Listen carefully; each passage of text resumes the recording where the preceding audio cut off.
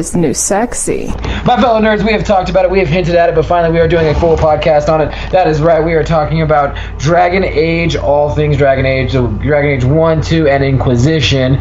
With me today, this is episode 37, and with me as always is Wyldfyre. Hello everybody. And so we're talking about Dragon Age, which I'm super excited about. I've said it many times in the past podcasts. I've said it many times to my guests and my friends that it is probably one of my favorite trilogies. Right underneath, I think, of course, Mass Effect. Mass Effect being my favorite. This trilogy being my second favorite. Well, it's only because made by the same people. Which, I mean, like, don't get me wrong. The only reason why Mass Effect really does beat it out is because Mass Effect was a thought-out game of 1, 2, and 3. So was Dragon Age, but I think that they put more thought into the character. But the character doesn't tie in through 1, 2, and 3. Yeah. You know what I'm saying? Like in 1, you're your character who you make, and then in 2 you play as Hawk, and then in 3 you play as a character you make again. Yeah, but they all kind of they do kind of tie in if you think about it. It's just a different kind of tie-in. They do. They tied in during Inquisition, but again, like I said, Mass Effect just kind of is that overarching storyline forever. BioWare makes some of my favorite video games. They also make Jade Empire, which is the first game that I played, which is an old school Xbox game. I don't know how many of you have played it out there. It's an amazing game. But okay, so let's get into Dragon Age. Let's talk about Dragon Age. That's the whole point. Dragon Age Origins is actually the technical name. They never changed the name. That was actually the name of the first game. Yes. And it was fucking amazing. I had 8 characters through 8 different playthroughs. Because essentially, what it is it's D&D. We'll get back to what I think it's D&D. We'll get back to it in a second. But like, yeah, the opening cutscene. So you got Dragon Age 1. So right off the bat, the opening cutscene is amazing. It sets the tone. It sets the premise for an amazing game, which I think every great game needs, and that is a catalytic event that leads said hero into the reason why he is fighting. It gives you a moral reason to be fighting and a purpose to be fighting. And in this situation, it's called the Blight. So in this world, the lore is that there's so much lore. There's so much lore, but we'll just do a brief overview from the first game, because this is all you experience in the first game. In the first cutscene, is that these are poison being called the Darkspawn, and the Darkspawn's their only job is to just destroy fucking everything, and they are led by an archdemon, which happens to be or take the shape of a dragon. There is lore whether it is a dragon or isn't a dragon, but it's the shape of a fucking dragon, and it's badass. Oh, they call it the Old God. You're right, the Old God. Now, there is a group of all races, and in this world, the 3 races are dwarves, elves, and men, and all the races combined this great faction called the Grey Wardens. And the Grey Warden's job was to fight the Blight, which is the end of the world, the Armageddon, the uprising of the Darkspawn, and take them out. So the first cutscene, you get the first, it's not the first Blight, but you see an awesome Blight. You see a bunch of Grey Wardens, you see this epic battle with Darkspawn, and it's like, and now the time has come where the Darkspawn, and this leads you to your story. So you start your game, and you pick either just the races is dwarf, human, and elf. Now, with those picks comes your secondary choice. If you pick dwarf, you can pick dwarf noble or dwarf common. If you pick human, you can either pick noble or wizard. And if you pick elf, you can either be a city elf or you can be a wood elf. Then you pick your class. Then you can either pick two-handed weapon, shield and sword, magic obviously, or ranged weapons, and all that good stuff. And rogue is what it is. So warrior, rogue, and all that stuff. Yeah. So now, what I love about this game, right off the jump, is this. I know this is going to sound really weird, but it's just one of those things that makes a game, especially an RPG, it makes the magic of an RPG for me, and that is creating my character, literally picking the race, and then designing the face, and the body structure, and the voice, and the tattoos, and the beard, and, you really get to, get a sense of, I get to make an avatar, I get to make me, and that is a big thing for me. I don't know why, it's such a big thing for me. Put it this way, if I'm playing an RPG, and it's a 10 out of 10, solid 10 out of 10. But you're lock me into being a character like Nathan Drake or Galat from The Witcher or Cloud from Final Fantasy VII. Once you lock me as that character, it loses a full point in the game rating for me. Well, you gotta give credit to the games you did mention. Those you're playing a set character. In games like Dragon Age Origins or games like that, like Skyrim. you are making your own story almost. You know, it's a set story, but you're still making it. Right, exactly. And that's what I love about Dragon Age is, so right off the jump, you get to make you as you are, and then you get this bitchin' origin story of how you come to be with the Grey Wardens, and they're all different. They're pretty short. They take about 15, 20 minutes for each opening. They're all pretty tragic, but what it leads to is a funneling system. You know, all the opening stories basically is the same thing, and that is you meet the leader of the Grey Wardens. I believe his name is Duncan in the first one. That's right, it is Duncan. Yeah, you meet Duncan, and he's like, "Oh, I think our paths will cross." Whatever. There's always a reason why Duncan's there. He peddles donuts. Yeah, so, he is. Just so you guys know, he peddles. He's peddling donuts, but no, what he's really doing is he's recruiting Grey Wardens or looking for Grey Wardens.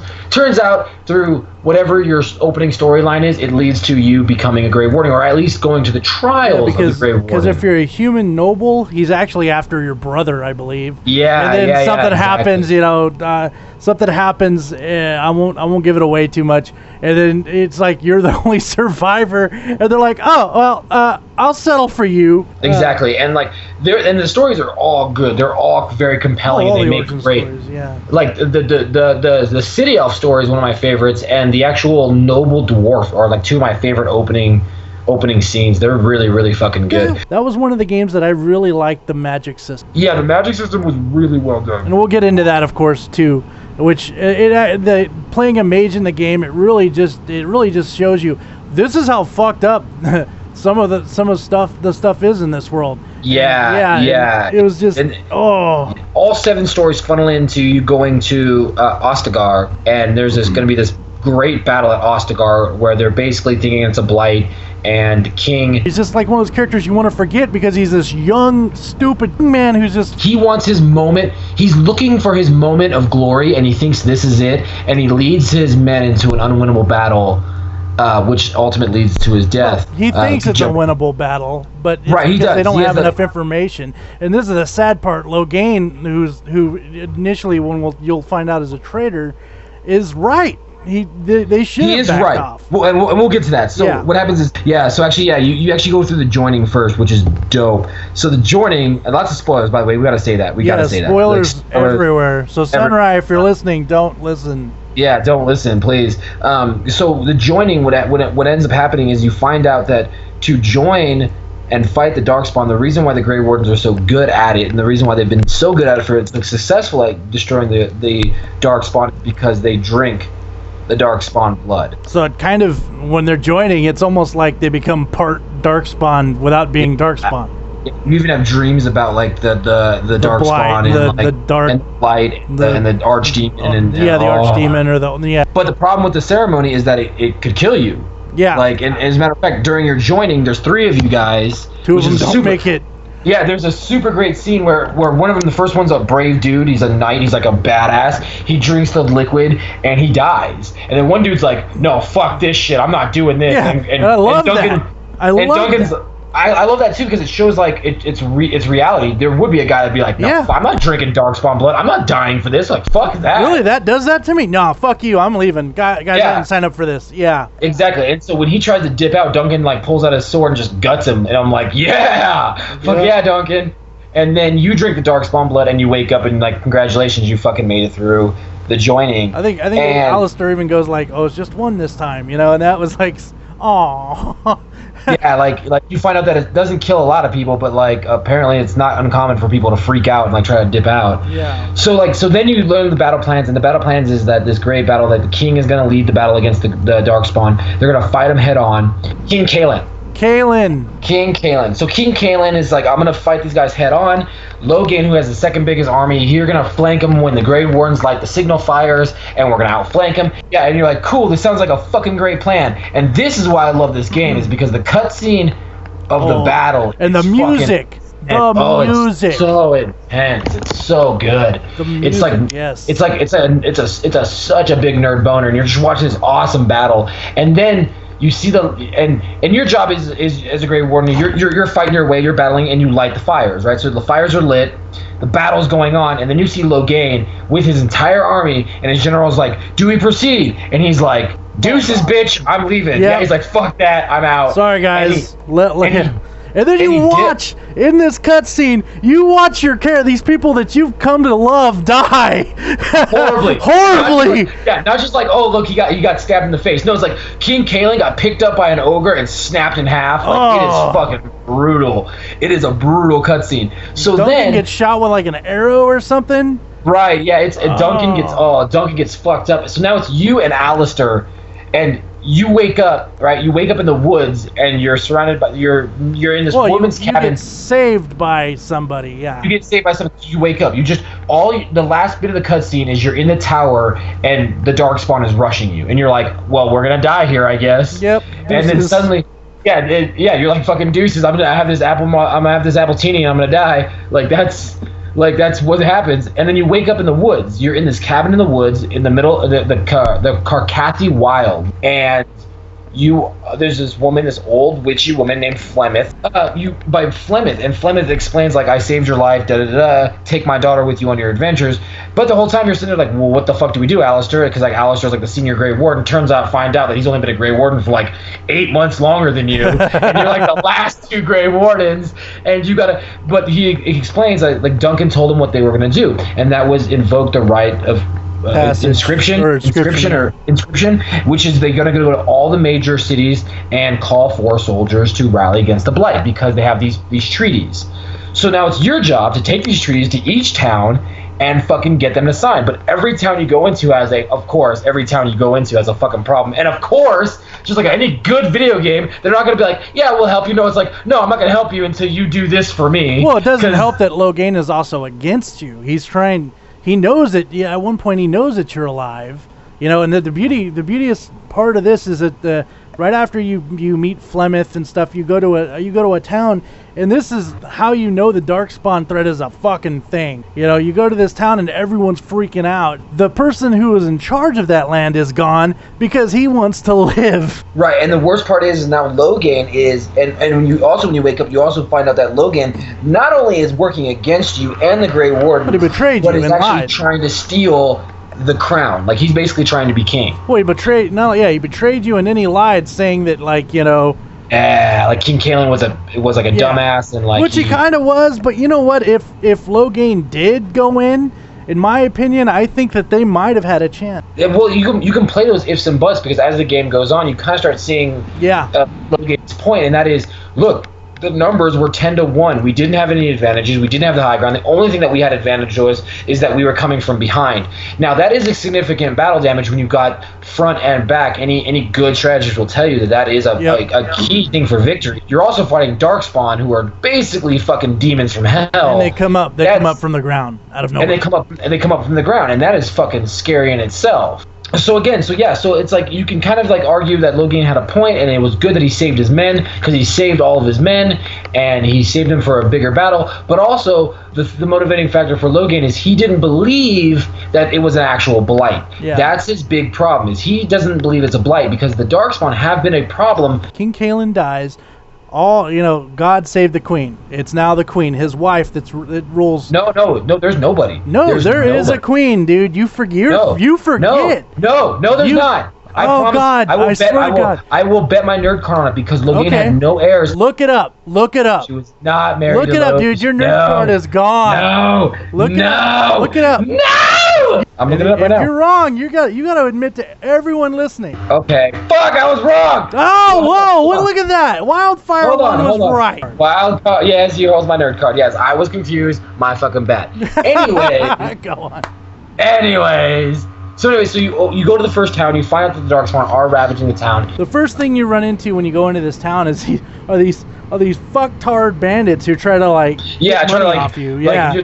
There's a toll, that kind of thing. You're gonna pay us money to cross this bridge, and you're like, fuck you. So So here's why I say it's like D&D, because when you actually do the level up system, it's much like D&D, where you got strength, constitution, willpower, intelligence, and you can put those points into it, which makes for a great game in itself, because again, you have dialogue when you talk to people. When you talk to people, you actually have many different options of how you want to talk to people, which again in turn affects how people talk to you. It affects how much information you get.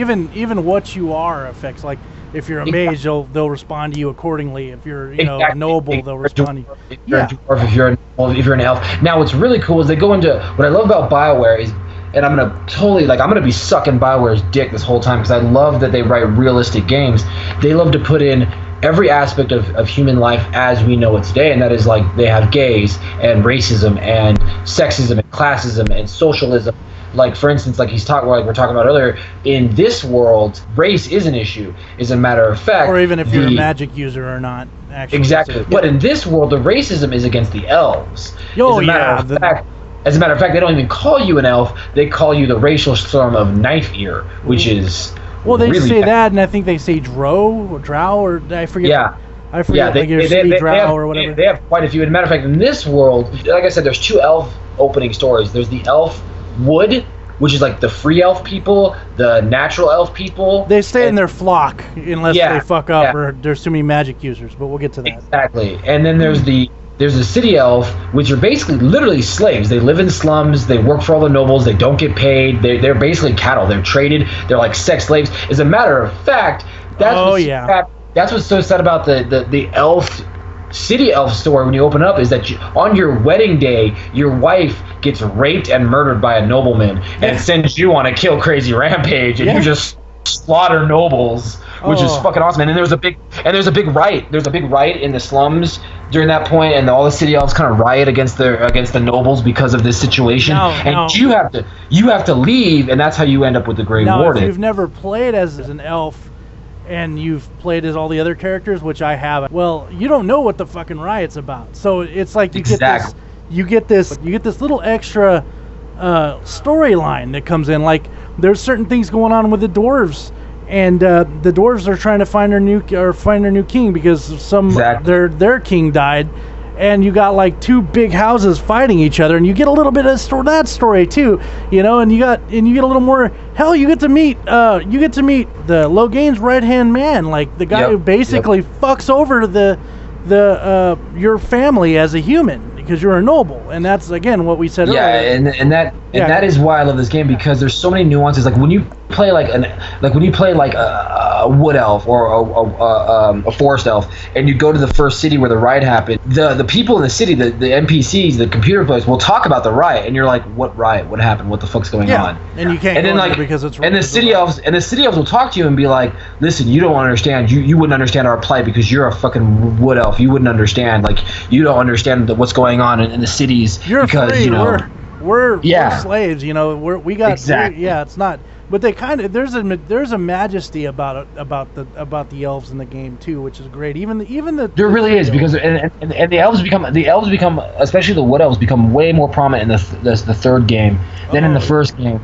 The first game they're pretty good because in the first game I've done that's where you first find out about the damn mirror, dude, that comes into play. The mirrors are in the play in the first one. So all this, so here you are, this Grey Warden, trying to like unite the world against what you know is the greatest threat, and that's the Darkspawn, while trying to do this political shit with Loghain trying to seize power with his daughter being the rightful queen, and Alistair, your best friend, who is also a Grey Warden. Turns out that he's a bastard son he's a brother of King Kaelin, but he's a bastard brother, so he has no real claim to the throne by technical throne. So there's all this intrigue, and then you also add in the Chantry and the mages and their drama, and the dwarfs and their drama. Well, let's get into before we get into more of the story. Let's get into some more of the lore of the Chantry and the mages and all that stuff. The Chantry, there's something called the Chan of Light, okay? Magic is to serve over man and not to rule him. Yes, exactly. And you get to hear that quite a bit. And it's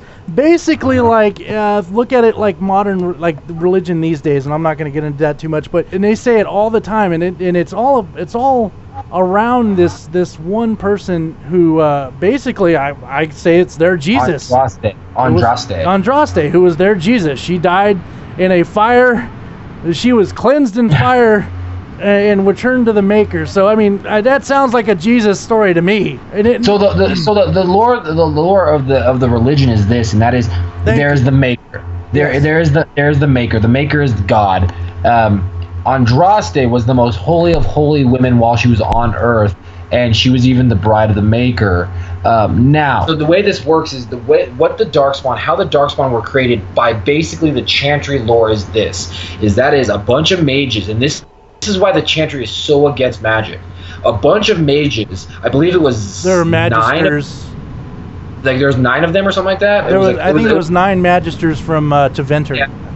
Teventer, exactly. What they did is they used their magic so well that they cracked open the gates of heaven. And they entered the realm of heaven as mortal men. But when they entered the realm of heaven, they corrupted it. They corrupted heaven because no mortal is supposed to enter heaven. And through their corruption became the Darkspawn, and they became the first Darkspawn to spread the blight. Remember that, because we're going to get into this later on. Yeah. We will get into this. Now, so basically, I think the ultimate evil was created by the ultimate good. In that sense, the way it's said in the chant and or the actual lore itself is that the Darkspawn is a curse upon ourselves for trying to it's like the Tower of Babel. We're trying to reach God.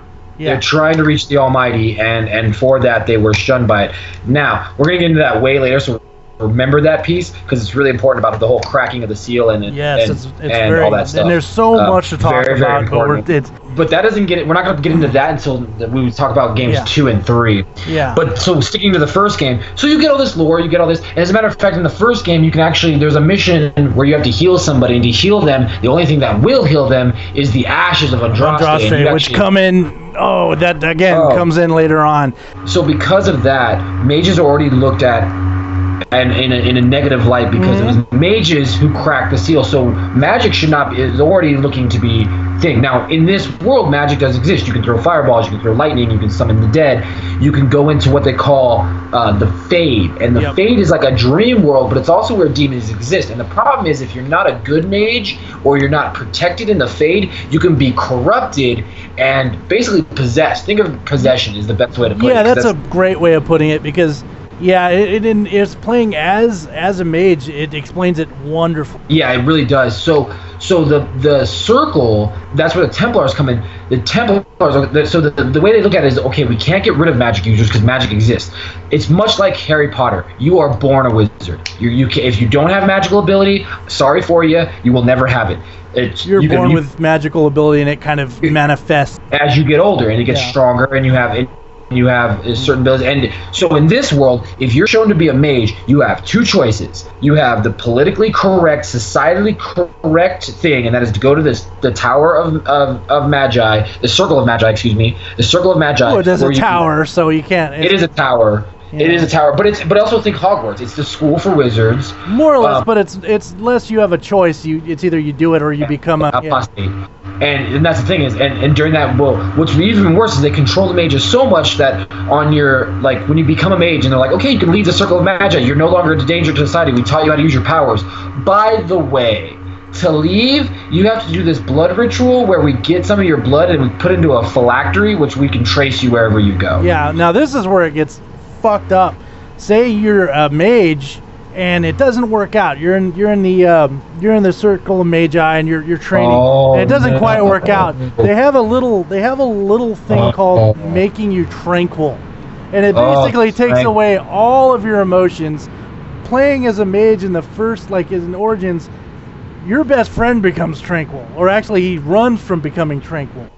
Yeah, and it's all because he fell in love with some chick or something like that, and he used blood magic to get away. Yeah, and blood magic, that right there is like the worst of all worst, according as it's looked upon. Well, it's who you ask. If you talk to Morgana, blood magic is just another form of magic. Yeah, that's how she was. How she brought up.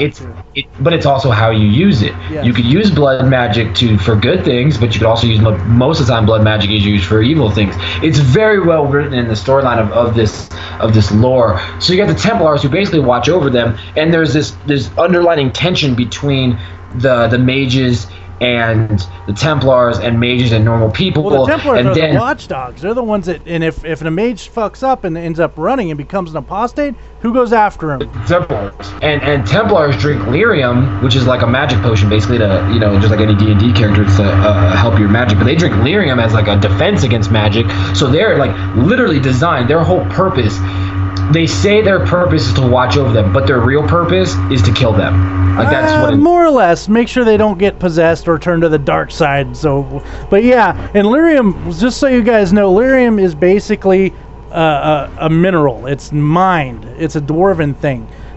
Think of it like this. The best explanation, in my opinion, is it's like the live stream in Final Fantasy. Okay, Final Fantasy VII. Yeah. It's almost like materia.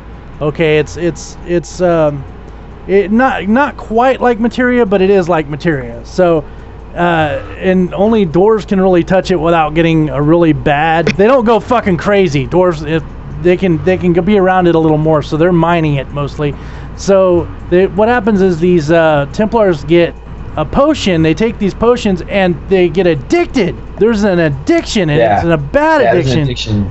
Bad. If you're a Templar and you're a Templar for years and years and years, and you're on it for so long, you start forgetting who you are, and you know you're a Templar. Exactly. Yeah, it's like, I don't know, you want to kill some mages? So it's crazy, this world they put up. And again, every decision that you go into is not, and this is why I love BioWare. Again, let me just slob their knob. Every decision you make in the game there isn't a right or a wrong answer. It's a moral question. It's who do you side with? Because every town that you go to do the rite of inscription, there's always a situation. For instance, when you go to the woods to get the wood elves, you can get the elves, but you find out there's this storyline where there's werewolves, and you find out the story of the werewolves and where werewolves came from, and you can side with the werewolves, you can side against the werewolves. So you can side with the elves or you can side with the werewolves, and these are the people that are going to be in the last battle, and who you decide with is all a moral question when you as you play through the storyline. Yeah, it's actually moral to you, like what's your. It is. It's very much your morals, and it's fascinating to watch people play the game and be like, because I tell people all the time, when I play a BioWare game, when I play a game where there's choices, I don't want spoilers. So I do apologize for all the spoilers in this podcast, but when I play them, I always go, okay, I'm gonna make my first character, and he's literally gonna be me. I'm gonna put myself in this video game, and I'm gonna make the choices that I would legitimately that's make. That's what I do too, and that's a great way of going about it. Now, also, what wasn't mentioned, like especially for certain things that you can or can't do in the game, you can, like, there's a persuade skill kind of thing. If you don't have that leveled up, or if you make your character a certain way and you want to save, so and so's life, and you can talk people out of shit. Okay, well, if you can't, guess what? You're gonna have to fight, and the possibility of so and so dying is there. So there's more than one way of skinning a cat, so to speak. Exactly, and while you're going through each town, you're building a party, a bigger party, and what's great about the party too, and again, why I love BioWare, is while you're building the party can like you or dislike you, and while they like you, if they like you, they tell you more about their past, and you get side missions. What, Sten or whatever? Oh, Sten was amazing. I love getting to know that character. He's a hard one to get to know. But like, I don't like to gender bend either, but there's some romances that you can only get. And again, this is why I like BioWare, because you can romance anybody. Yeah. People swing both ways. Alistair's bi, Zephyrin is gay, Sten is straight, Morgan is bi as well. But Morgan is the easiest one to get in her panties. Oh, Morgan is a whore. But if you get her to love you, the story is fucking awesome. So good. Love me a good whore. So and Morgan's hot. Fucking sexy. She's fucking hot.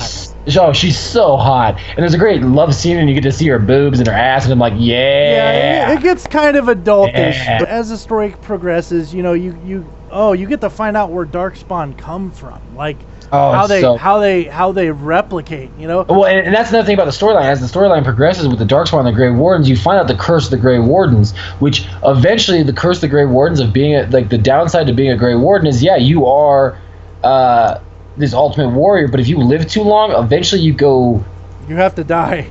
You in essence go crazy, and what happens is you eventually go down to the deep roads, and you fight Darkspawn until you die. Yeah.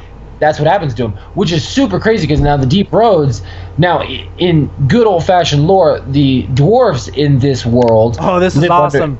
They live underground, and the deep roads were all made by the dwarves. So they live underground in these monster underground tunnels. Think like this, okay? The deep roads are basically a big part of the dwarven kingdoms. Like when the dwarves basically ruled everything underground. Now, the Darkspawn basically took, think like Moria from Lord of the Rings. And the Deep Roads connected everything. It was everything. So here come the Darkspawn, and where they come from first? They come from underground, so they hit the Deep Roads first. So because of that, the dwarves suffered. So there's only so much of the Deep Roads that they remember, and this is, years and years and years past. So they come up, and if this is like what, Blight number 1, of course, right after the Magisters fucked everything up for people. Right. Well, the dwarves, the dwarves are two things. One, they're immune to lyrium, that's why they can mine it. Yep. And two, they've been fighting the Darkspawn for ever, basically. Like, literally, they have been fighting the Darkspawn because they come from the Deep Roads. Well, they first. even have like a special unit. I can't remember what they're called. Yeah, that just goes out the Deep Roads and just fucks up Darkspawn, which is fucking crazy. So again, the lore of this game is amazing. So eventually, we're gonna fast forward a little bit for time. Eventually, you get all these decisions. You make your party. You get your war assembled. All the while gaining leadership and friendship, and you're bonding with these characters, and you're loving these characters, and you're getting into the intrigue and all the fucking great nuances of the game. We gotta talk about how the Darkspawn are created, or how they replicate. We'll get to the lands meet in a second. I know we got so much time, but this is a big fucking. We can get away with a little more time. It's Ogren, who's basically married into greatness. His wife is what they call a paragon. A paragon. Thank you. She's a paragon, which paragons are basically this. They're people who have achieved greatness. Life. Albert Einstein of the dwarves is pretty much. So something like that. She was granted paragon status. And they almost look at them almost godly, like, oh, our ancestors are looking upon us. And when they say that, they mean the paragon. Something happens. She goes to go look for something. Her and her group basically break off from the dwarven, bullshit that goes on, which is basically, I want to be king, from two different parties. You start realizing that Darkspawn blood does a little more to you than just kills you. Yeah, it makes you a Darkspawn. Now it's not you as you go deeper into these tunnels. One of her her lesbian lesbian lover in this you start hearing her sing about how they basically ate the males. Yeah. As in they ate Darkspawn, and this created one of them to be a queen, which all they do is give birth to Darkspawn all day long while they're probably getting fucked. It's pretty clear about that. Yeah, oh yeah. The fucking is clear in this game. The fucking is clear. There's definitely they're getting impregnated. Well, anyway, you had to fight this bitch. She's got like 12 titties. Oh, and the tentacles and they come out of the ground. Oh, it's so it's so creepy. Fight. And so creepy. And it's just, you feel like it's almost horrifying. And not very many games can do that, especially RPGs these days. But okay, after all that, you get everyone together.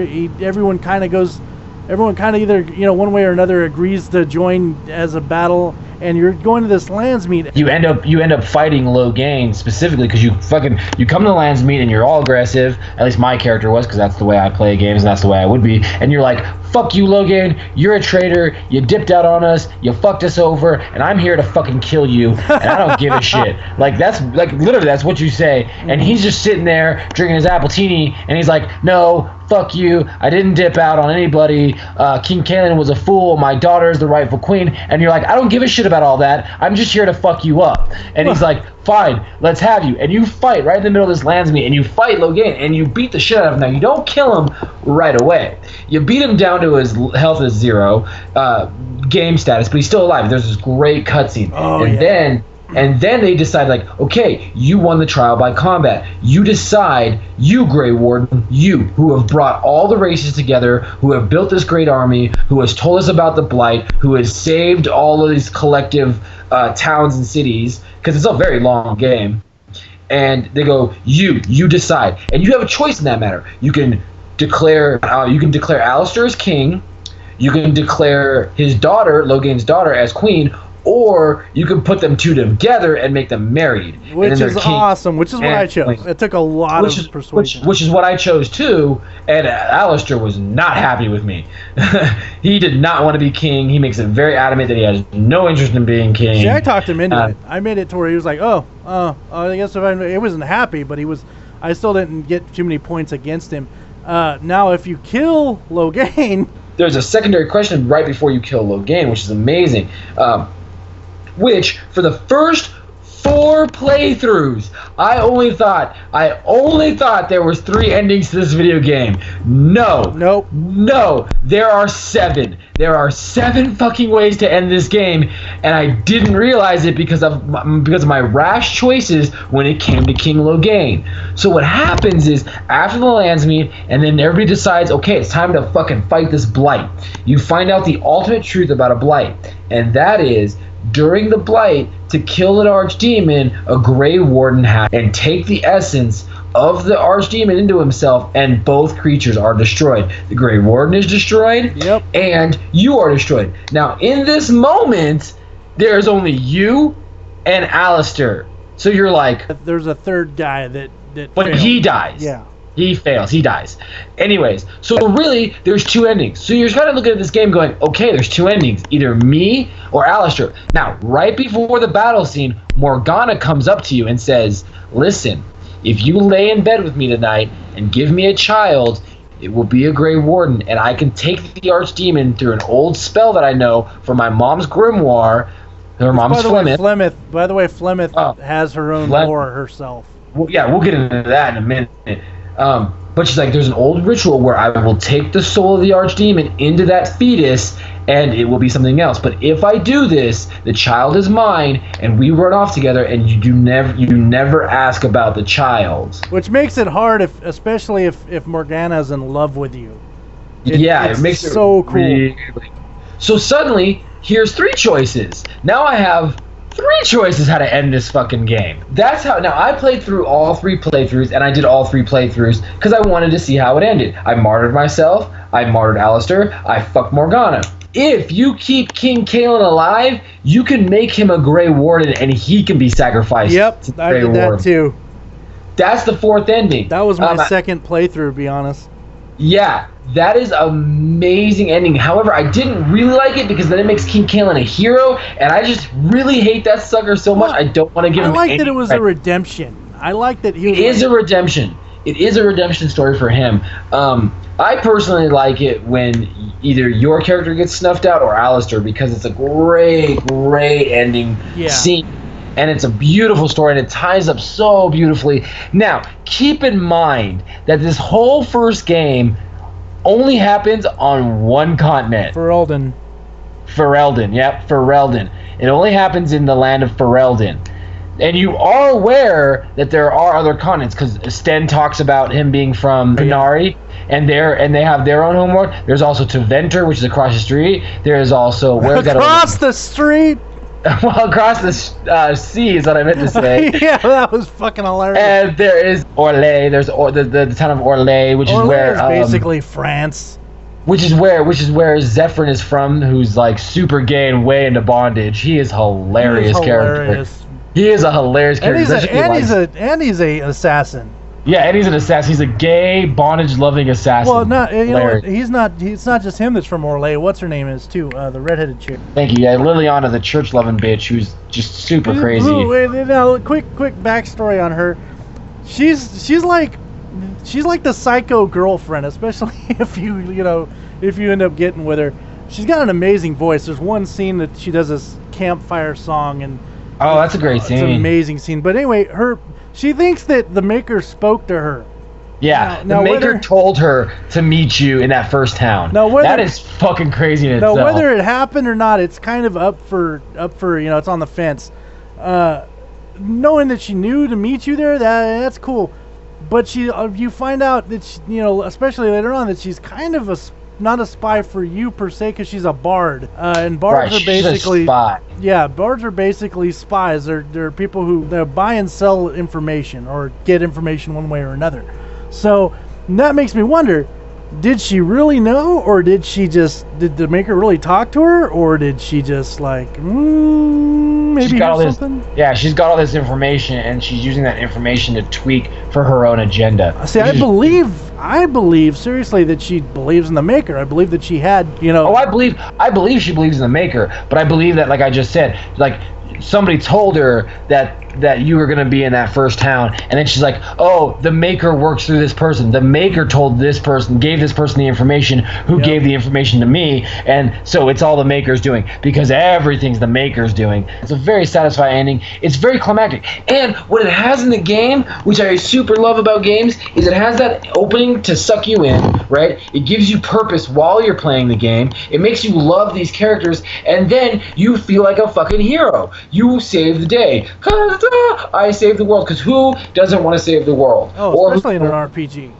Yeah, exactly. Who doesn't want to become the ultimate badass and just rip through fucking Darkspawn, face the ultimate evil, and get the girl and save the day? Like that's Hollywood 101. That's just good shit. That makes a great game. Dragon Age Origins by itself, when it first came out, when I played it without knowing anything else about any of the other games, just by itself, on its own game, is a solid 9 out of 10 for me. When we heard about Dragon Age or Dragon Age 2 coming out, I was extremely excited. Now, I'm going to start with what I didn't like. Everything looked exactly like, as far as graphics wise, everything, they didn't do anything to make anything better. It looked exactly like Dragon Age Origins. Now, the first scene is you're basically running from Darkspawn in Ferelden, and you're going to this area where like you're getting on a boat and going to another area to get away from the Blight. So you're going to Kirkwall. I'll let you. Yeah, you're going to Kirkwall. I'll let you take it from there, Gambit. Here's what pisses me off about the opening, because you're skipping one key thing, which is what I talked about earlier. They make you be Hawk. So your character's name is Hawk. Yeah, you're kind of stuck with a character. You're right. And he's a human, Now, you can still design your character however you want. If you can make him a rogue, a warrior, a mage. Male, you can female, it doesn't matter. You can make him male or female. I don't like the fact that you are this guy. I've talked about that before. It instantly loses a point for me that I have to be this character. Okay, so the magicalness of Dragon Age 1, which is Origins, you had this beautiful setup to 7 different openings that funnel into a main story, whereas this one is like one opening.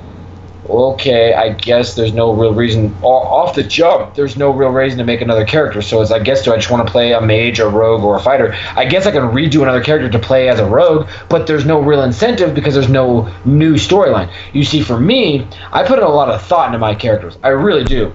So, for instance, when I picked an elf and I was going to play a rogue, well, it makes sense that an elf rogue would have been an elf from the woods, because he spends more time with the bow hunting animals. Yeah. That makes more sense to me. You see what I'm saying? So I really customized my characters, and this didn't have that. Now, that's a minor thing. I can let go of that, and I did. No, it was something that bothered me too, but I was so excited that Dragon Age 2 was coming out that it didn't. Exactly, that I still played it. So you get to Kirkwall, and you then, in true Dragon Age fashion, you start meeting characters that eventually form your party. Meeting one of the most influential characters, one of my favorite characters, Varric. Varric, yeah. Varric is one of the very few he stood out in Dragon Age 2. Surface-dwelling dwarves, and actually becomes one of your main party members. He's a badass. He's a lover, a writer, a businessman. His story invokes He is an imaginative dwarf.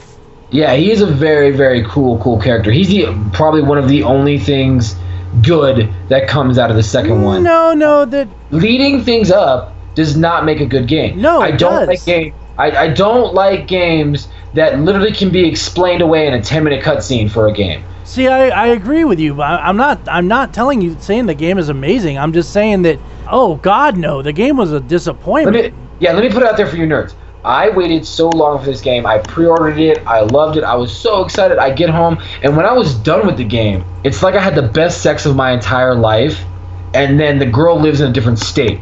Then that girl calls me and is like, hey, I'm going to come over. We're going to go for round 2. And I'm like, fuck yeah, we are. And then she comes over and kicks me in the balls. That's what 2 was like. It was like that. It was so bad. It was so terrible. Well, The story wasn't bad. It just wasn't much of it.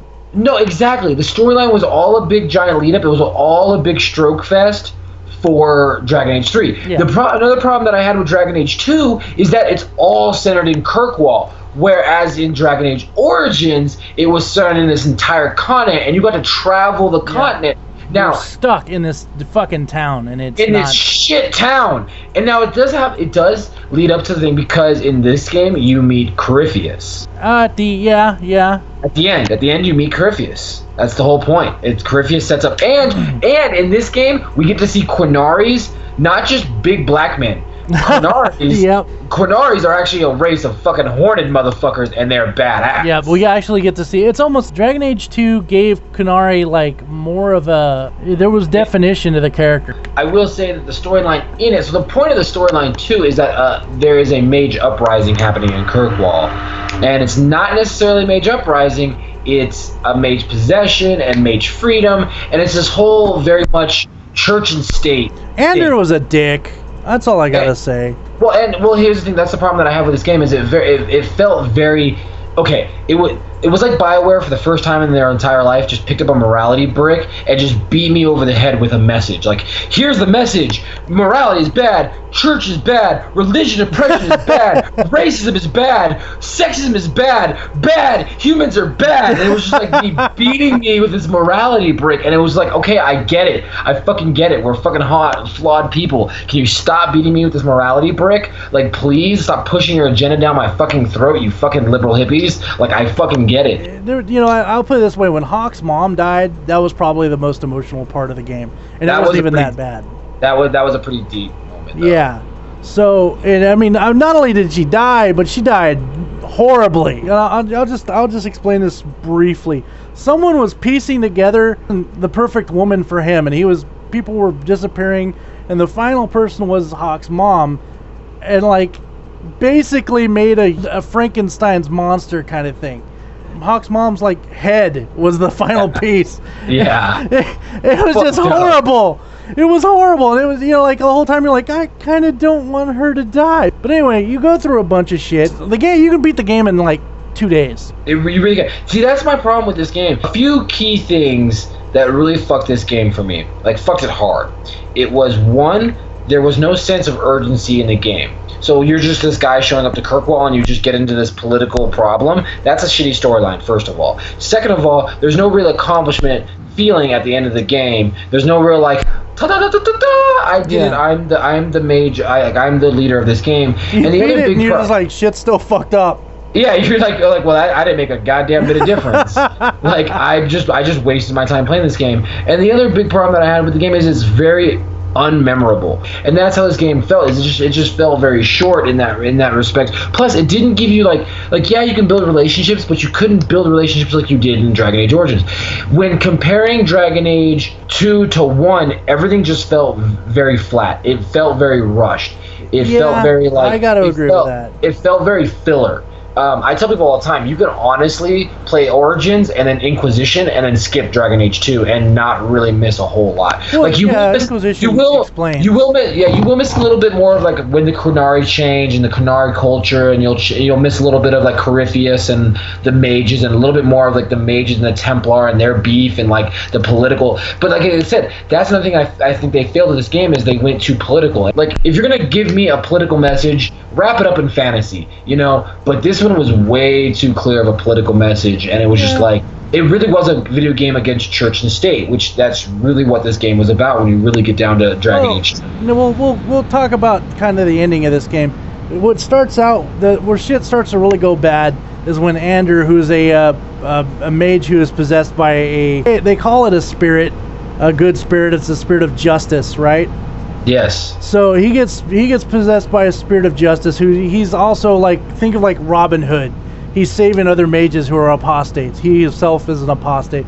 I think he's in the Grey Warden, right? Yeah. He's got a very much hero complex. I want to save the world, and I want my people to be free and safe and manage themselves, and no Templars. Yeah. Again, very church and statey. It's all well and good up until he jihads the frickin' church. Yeah, he really does literally jihad that bitch. He blows overloads. It up. He overloads his own magical ability mixed in with the thing that's living inside him or possessing him, and it basically makes like a temporal A-bomb. Yeah, and that starts the morality choice for you. Is, do you side with the Templars and you kill the mages, or do you side with the mages and you kind of destroy government in this town. And again, very political, very church and statey. This isn't a game of saving the world. This is a game of politics. I just don't like the game of politics. The game also is the first time, Dragon Age 2 is also the first time you see Red Lyrium. Yeah, Red Lyrium corrupts. Which actually drives Varric's brother insane. They really did set it up for a third game, and you're kind of like, please God, don't let this game suck. Now, Dragon Age Inquisition... I almost didn't buy Dragon Age Inquisition because Me too. And I'm glad that I was like, oh, you know what's BioWare? I'll give them a chance. And that was my thought too. I was like, you know what, I'm gonna buy this because I love the third one. And see, what got me was I was watching E3 and they did a gameplay trailer, and it went back to like setting up your character, and I was like, oh, they fixed that. Okay, I'm gonna buy this. So again, much like Dragon Age Inquisition, here's Dragon Age Origins. Here's Dragon Age Inquisition. That's the third game. And here it is. The game starts up, and there's this cutscene of mages and Templars walking to this summit. Like that's the first thing you see. Yeah, it's not even a cutscene. It's the start screen of the game. Yeah, it's the start screen, and then you push start, and then as you push start, it zooms into these people walking, and then kaboom! Yep. Fucking monster A-bomb goes off and just kills fucking everybody. They're walking to the Temple of Sacred Ashes. Yes. So this monster A-bomb goes off, and then it goes to the loading screen. And like Dragon Age Origins, you get to create your character. And now in this game, which I thought was super nerd boner, is you could be a Quinari, which I thought was fucking dope. So now you can be elf, human, dwarf, Quinari. Yeah. And I was like, oh, this is fucking awesome. So you pick your character, you design his face, you design his body, you design his sexy voice, you design, what your armor looks like, you pick if you want to be a rogue. And then you wake up in this like ash-covered thing, and you're running it. These creatures are chasing you, and you see this ghost, and it's like, come to me, my child, I will butt fuck you. And you're like, yeah, butt fuck me. And like, you go through this portal, and you wake up. And you wake up in the normal world, in the explosion.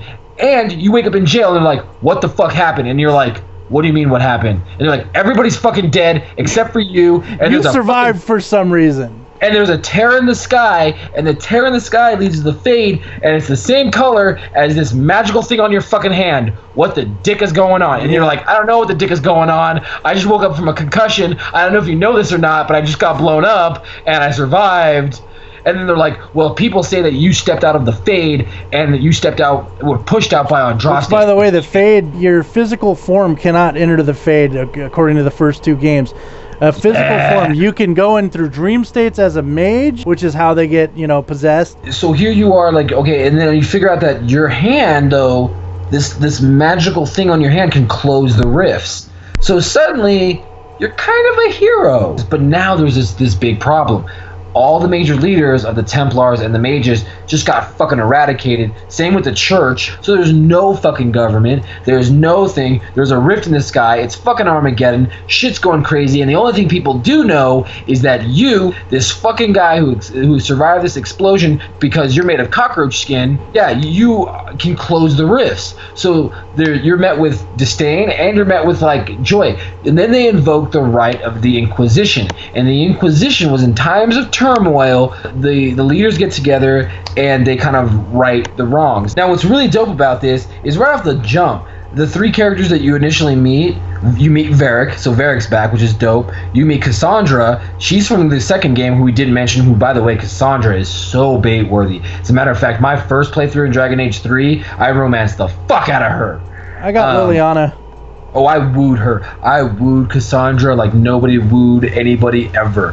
I wooded that bitch. It was amazing. You wooded her over and over again. Her over and over again. And you meet Liliana's there again. Liliana from the first game, and now she's like, her and Cassandra are the right hands of like Divine. Oh, the Divine. Divine. So Liliana and Cassandra are the right and left hands of the Divine. Who died? Well, what people start thinking is that you're the Andraste's chosen.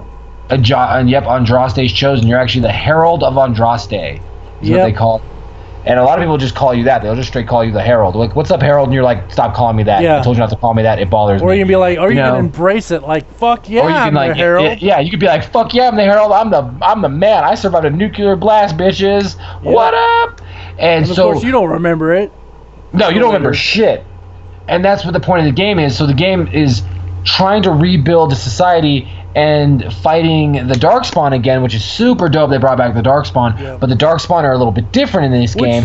But these Darkspawn are corrupted by the Red Lyrium, which then leads to the ultimate bad guy ever, who is just super dope. I even brought him up in our podcast about 10 best villains and non-villains. I brought him up. His name is Corypheus, who happens you find out much later on he might be one of the magistrates who... No, he says he is. Oh yeah, I know, but I'm saying he might, because you don't know. He might be. Yeah, you don't confirm it, but based on Corypheus' stories, is that he was one of the first Treventers to crack the Golden City, and when he found there was nothing. He didn't find a god. So he now has to become a god and give this world what it deserves. A true, powerful, almighty god, which in his opinion means he has to destroy the entire world, which I don't fucking get that logic. Like, if you want to become a god and you want to give the people the god they deserve, why are you then going to kill everybody? That doesn't make much sense. And he was a very menacing, creepy character. Like, the art design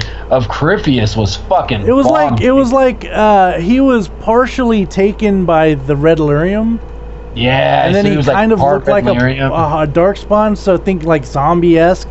Now, your character finds out through all sorts of experience, all sorts of going through shit and doing stuff. In fact, I think you find out after going through a Fade Rift. Yeah, you fight the Fear Demon, which is a giant fucking spider, and again, great graphic design, because it freaked me the fuck out when I played that game. I don't like spiders. I'm not afraid of a lot of things. I'm not really afraid of spiders, but if a spider was the size of a Buick, this thing was bigger than that. Yeah, this thing was bigger than that, but I'm just saying, if I saw a spider the size of a Buick, I'm shitting myself. Yeah. Like, there's no, like, I might, if I have a sword or my knife on me, I might try to take it on, but there's a whole lot of me running at that point. Yeah. Like, you go to the Fade and you get your memories back. So this is kind of the downer of this is like one of the downer moments of the story, because you find out that you're not Andraste's chosen. Well, can be. I mean, what you find out is, and again, spoilers, what you find out is, you were at the...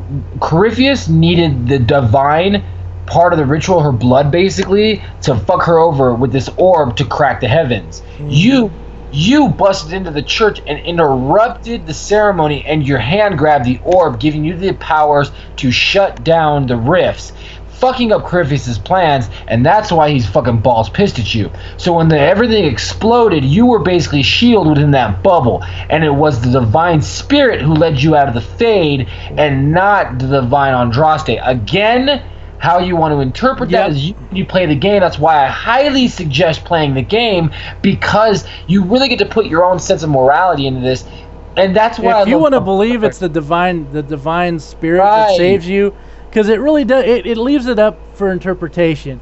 And you can even go, hey, that might be Andraste herself. You don't know. Exactly. Or it could be a demon or something fucked up trying to get you. And this is where BioWare went back to its roots about being very good about, like, yeah, we're going to put in morality, and we're going to put in religion, and we're going to put in politics, but we're going to leave it up to you. We're going to give you the facts, but they're not set in stone facts. You get to kind of carve your own path, and that's the beauty of these games, is you carving your own path, much like real life. And then there's this great moment where in Dragon Age they talk about gays, and they talk about transgendered, because there's a transgendered person in Dragon Age Inquisition, which I think is a real cool little aspect they put into it. And they say, like, and you talk to Bull and you're like, hey, you don't really care that she's not really a he? And he's like, look, dude, I've got horns, you shoot fireballs out of your ass, who are we to judge human beings? In the game, they constantly ask you, do you believe in the Maker? And you can be like, no, I'm Elven, I believe in my own gods, or no, I don't believe in any gods, or you can there's an answer of, I believe in myself.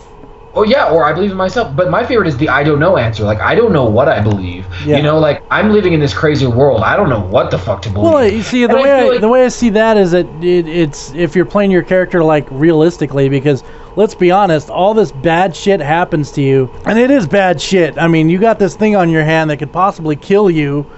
You can't remember how you got it at the time. And all this bad shit is constantly happening around you. You might die because of this, because that at the time when they found you, they thought you were a possible suspect of causing that rift or the explosion. So they honestly thought you did explode, which is freaking really. Yeah. And that's the thing, and like, again, that's what I love. That's what I truly love about this game, and why I want to do a full podcast about it, about all three of these games, is because they're just such well-written games. They really are. You can literally lose yourself in these video games, and really at the end of the day, when it comes to video games, isn't that the point? To lose yourself in this video game? So you find out all these things about you, you find your memories, and then it's the idea that you have to build up your army once again giving you a sense of purpose in this game. Now mind you, there's also a shit ton of new NPCs and friends and people you can find as well. Blackwall is probably one of my favorite characters. Blackwall is a great character because you find out that he's not, spoiler, he's not really Blackwall, and that was a mind fuck. And that's a good character. Morgana comes back, and that was pretty cool. There's a lot of questions about Morgana that aren't answered. Hell, you even see Flemeth, but we'll get to that. Continue with the story. Yeah, so the story keeps going, and you find out all these things. Trying to save. You find out all these things about your memory. You get all your memory back, and then again, you take it for what it is. You eventually become the leader of the Inquisition, becoming the Inquisitor, which is what everybody ends up calling you. Let's talk about one of the aspects of the game that I hated.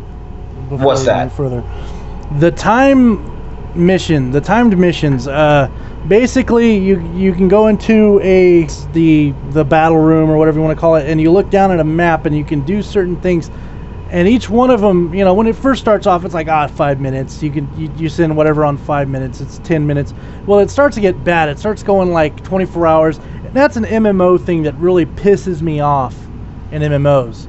So, in other games are starting to incorporate that stuff. I don't want to have to wait 24 hours to fucking continue with a story. Yeah, that's true. That's what pisses me off. And I like it, but I hate it at the same time. I think that if they made it a little less demanding, and the idea is to make you go out and play the game a little more, or go to sleep or whatever while it's doing that. You know what it tells me? What that tells me is, we're too lazy to write more of the game, so we're gonna make you wait this long so it can make the game clock go longer. So what is initially a 40-hour game is now an 80-hour game. I can see that. It definitely, I will agree that it could have been done better. You become the Inquisitor, and it's time to summon your armies and gather up the forces and get these treaties and become king, basically, which is really fucking awesome. Oh, it makes you feel like you're fucking king. It's great. Again, yeah, it does. This game really, this game goes back to Dragon Age Origins, where it really invests you into what you're doing.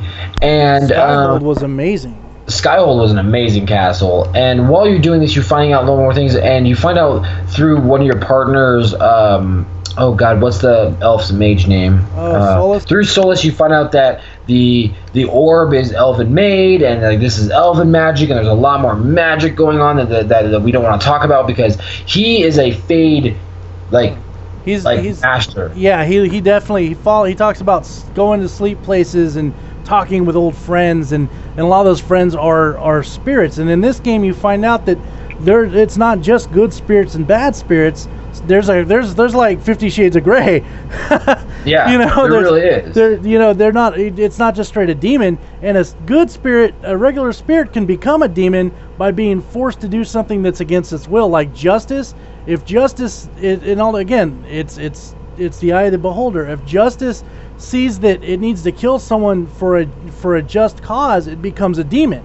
And it's what's the opposite of justice, or vengeance. And there's so much more to Solus, and we'll get to that. But you find out that this orb is elven made. It's ancient elven magic.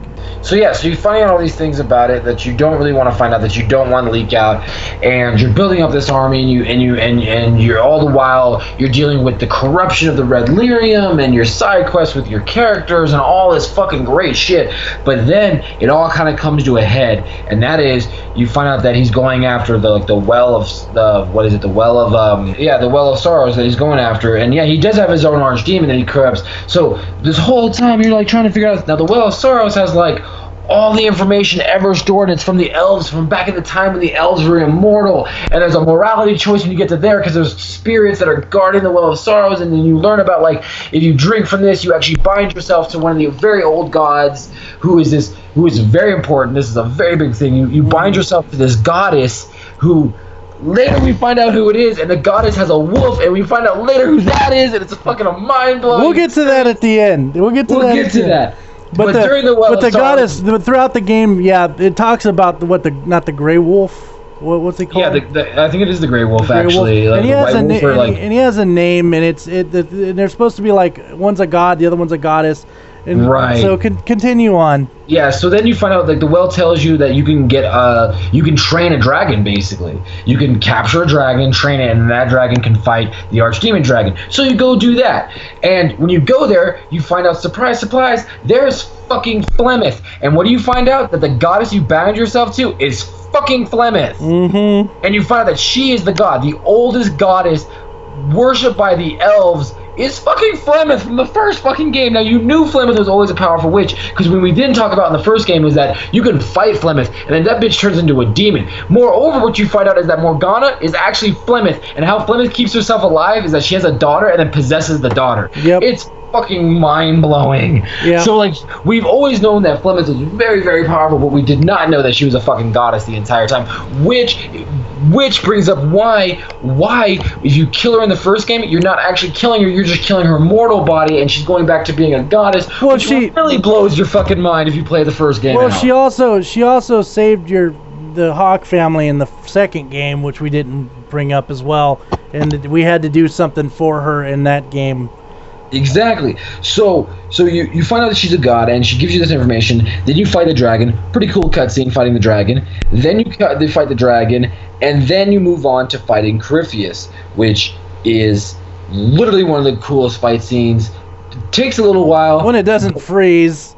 Fucking game.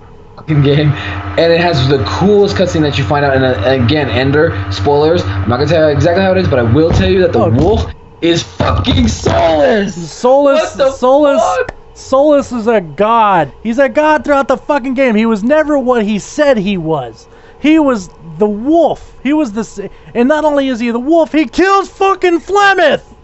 And what really trips me out, what really bothers the fuck out of me, is my first playthrough, I became best friends with Solus. You'd think he would have fucking mentioned that. Yep. But no.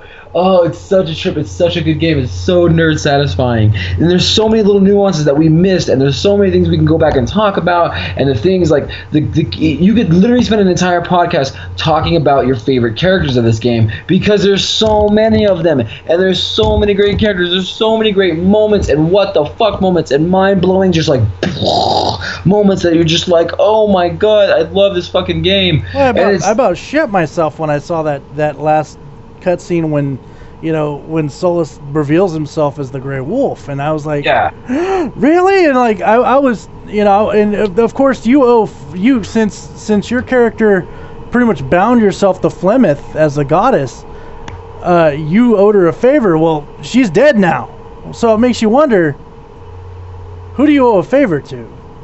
I really hope they make a new game. BioWare, man, you got to get on that. You got to make a new fucking game. There's DLC. There's a shit ton of DLC for it. I've never. Yeah, but I want a new game. I want a new game. Yeah, and I think that I would like to see Liliana be a playable character. The final fight with Corypheus could have been a little better, in my opinion. Yeah, it was a little It was bland. It was a little anticlimactic. I'm not gonna lie. It was like, well, that's how I chop his head off. Okay, well. I think when he died, I was like, I was expecting more. Yeah, I was expecting like. You ever watch the movie Idle Hands? Yeah. When they finally killed the little demon hand, it's like a puff of smoke. He's like Seth Green sums up her. He's like, that was it. I mean, don't get me wrong. I'm glad everybody's safe. And I'm glad we saved the day. But like, no, hellfire, nothing. That was kind of weak.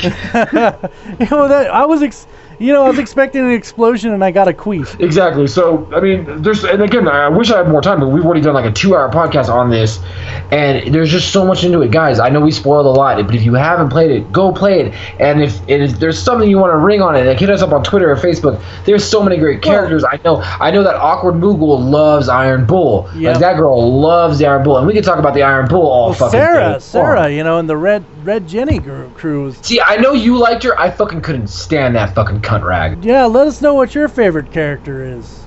Or favorite moment from that game, or all three games. Yeah. And if you love it, and if you love Dragon Age 2, I know we didn't spend a lot of time on it because honestly, I really hated it. And like honestly, my nerd boners was Dragon Age Origin 9, Dragon Age 2 a 3, Dragon Age Inquisition an 8. Like I really. I really love these games. Dragon Age, I would give Dragon Age and Origins and Inquisition. I'd both give a 9. Dragon Age 2 would probably, because we didn't even talk. Honestly, we didn't even talk about the expansion for Dragon Age 1. Yeah, we didn't even get into the expansions. Where it talks about where it gets even further in, but which again, the expansion was exact graphics as Dragon Age 2. But Dragon Age 2, I'd give Nerd Boners maybe like a 3.5. Yeah, it was the story made it good. There was a few good parts where like it was emotional, but you can beat it in 2 days as opposed to it took like a month and a half for Dragon Age Origin. Yeah, right, no kidding. We got a couple more good podcasts coming up, though. I know that for a fact. Oh, yeah. You know, hopefully all 3 of us boys will be back together. Sonny will get his shit together. He's just tired. He needed a nap. Baby needed a nap. He had to work tomorrow, so you know what? It's understandable. Yeah, expect good things from us, guys. And remember, episode 40 is going to be the end of season 2. We'll take a little bit of a break and then come back freshened and refreshed and renewed and ready to come up with some more awesome topics to talk about. So once again, everyone, thanks for listening and stay sexy.